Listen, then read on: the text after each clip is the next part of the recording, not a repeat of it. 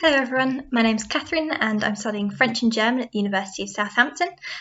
Just finishing my first year, going into second year in September, and I'm going to give you a little tour of my 4-week internship with studying NGO management with Think Pacific.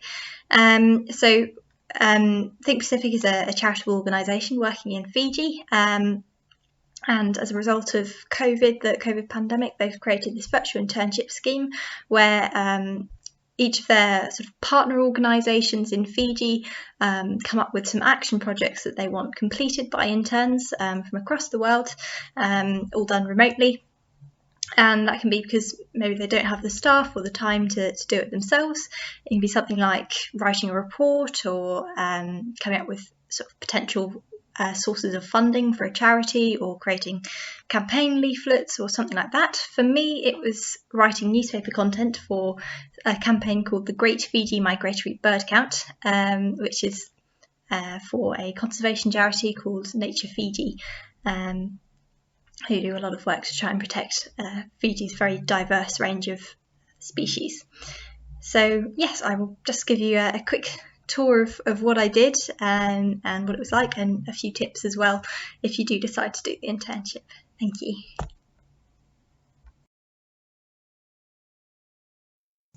So the first week was the Discover phase, which basically involved learning a bit about Fiji, Fijian culture, but also about our specific internship fields and its context in Fiji. For me, this was NGO management.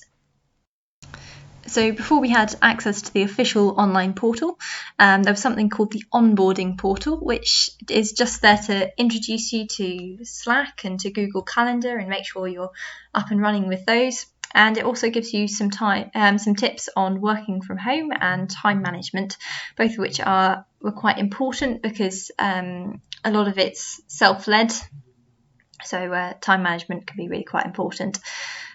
So a bit later in the day, we had a welcome briefing, which aimed to introduce us to the main phases of the internship. For example, the Discover phase, Decide phase, Design phase, and Deliver phase.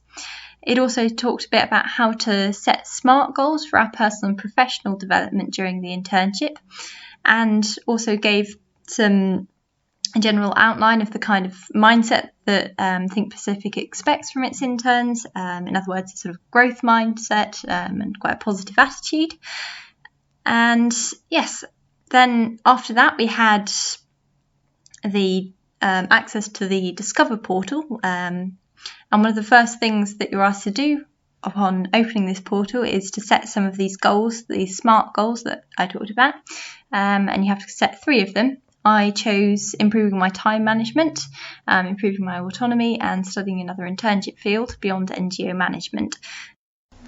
A bit later, we could look at Fijian history and culture in Module 3, which is, I think, the bit that interns enjoy most, usually, during the internship.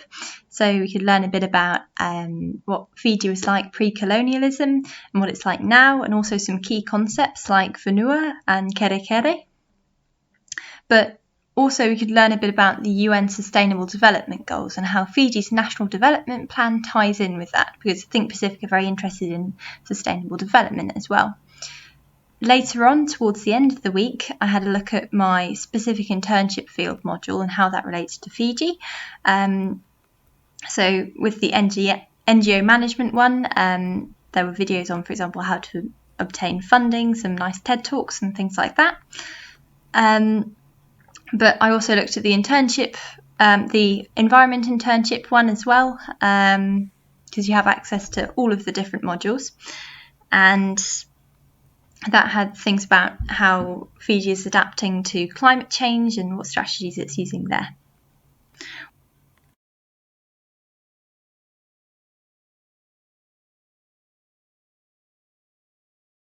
So the second week was the Decide phase, which meant it was time to decide which action project I'd be working on, and also which partner organisation I wanted to work for. I found that I was particularly keen to work for an NGO that had an environmental focus, because I think things like, environmental problems are becoming more and more important these days, and also I wanted to do a project that was a bit more creative. I had to look around NGO profiles on the Think Pacific website on the side phase portal, and they had interviews with the staff of each NGO to talk a bit about the values that they hold and what they want achieved with this action project. And before our second mentor meeting, we were asked to shortlist 3 action projects. For me, I chose Nature Fiji as the organisation for 2 of them. It's a kind of conservation charity working to help protect Fiji's endangered and endemic species. And this was creating newspaper content for Nature Fiji's Great Fiji Migratory Bird Count, and also educational activities for children for the same campaign. And the third one was for an organisation called Precious Plastics Fiji, which tries to recycle plastics and turn them into sort of useful things like bowls and objects. And they wanted workshop materials like leaflets and posters about plastic usage. After quite a lot of indecision, I decided with the help of my mentor that I wanted to write newspaper content for Nature Fiji's Great Fiji Migratory Bird Count, because I found that it would probably be best suited to my professional development and also would be a good new skill to learn. And a bit earlier in the week as well, I had the chance to go to a skills series webinar about feedback and communication, which Think Pacific kind of run alongside the internship as part of it. And that gave me some advice on how to get better at receiving feedback and also how to give it constructively as well. So that was useful.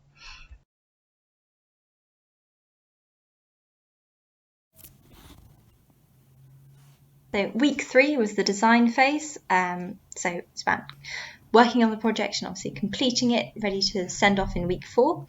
So to start the project, I did a bit of research on popular news outlets in Fiji so that I could adapt my style of writing to their tone, and generally found that most of them were quite formal and quite traditional, and also wrote quite short articles. I then researched the content that I was going to use. For example, which species are typically found around Fiji, and also some general things on how birds migrate, and had a look at some government reports on Fiji's biodiversity as well to see if they had anything to say about migratory birds, and also the Nature Fiji website to see which events they'd run previously, because the bird count itself hasn't launched yet. It's launching in autumn. And I decided that I was going to create a more formal one first, kind of in that style of those Fijian news outlets. And this was sort of a general report on the bird count, when it was happening, who was involved, and kind of a bit about the birds themselves, such as the bar-tailed godwit, which has a particularly impressive migration, flying from, I think it's Alaska to Fiji non-stop without eating anything. So then I think after that I wrote a second article, which was a lot more informal and had a more humorous tone, and that was about sort of trying to put into context the length of the bird migrations, such as the bar-tailed godwit. And that was the aim of that one, was to try and inspire people to help out the birds and kind of get to know the birds a bit before telling them about the Great Fiji Migratory Bird Count and how they could get involved. And I also wrote a bird identification article, which had sort of some fact files on some common migratory birds that you'd find around Fiji, and what they look like, where you're likely to find them. And for each article, I ended up creating a sort of online format, which was a lot simpler, and kind of. And also a print version which had columns and was a little bit fancier, I guess, just to give the partner organisation that choice if they were submitting it to a news site, for example, that was specifically online or only published things in print. The final week was the deliver phase. So this was involved creating a presentation, a pre-recorded Zoom presentation about the action project that you'd done, and sending off your files with this presentation. And they had a bit of the online portal specifically for this phase, which had some videos on how to create an effective presentation and kind of presentation skills and things like that. Once I'd created my PowerPoint, I then practiced it multiple times on Zoom, and also having sort of projecting it onto a wall and doing it standing up. I realised that I have quite a habit of fidgeting around and umming and erring, so I had to practice it a lot before I could kind of iron those out a bit, but it was good practice anyway.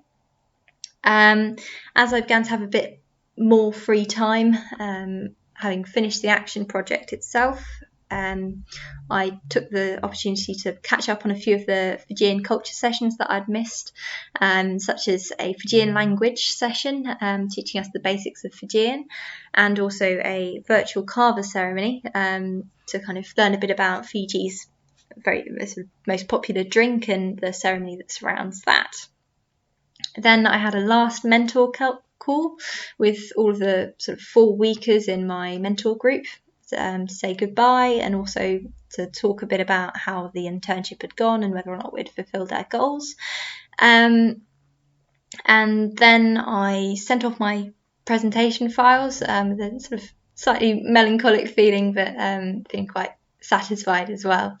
And went to a last virtual coffee before I left, and I think on the last day we had a debrief as well to talk about the next steps that would be coming after the internship and what kind of things we could get involved in after the internship, such as the alumni group, and also how to talk about this on our CVs and on LinkedIn, and also to kind of talk about the kind of impact we'd made. Then I dropped off my LinkedIn in the Slack channel and finished my internship.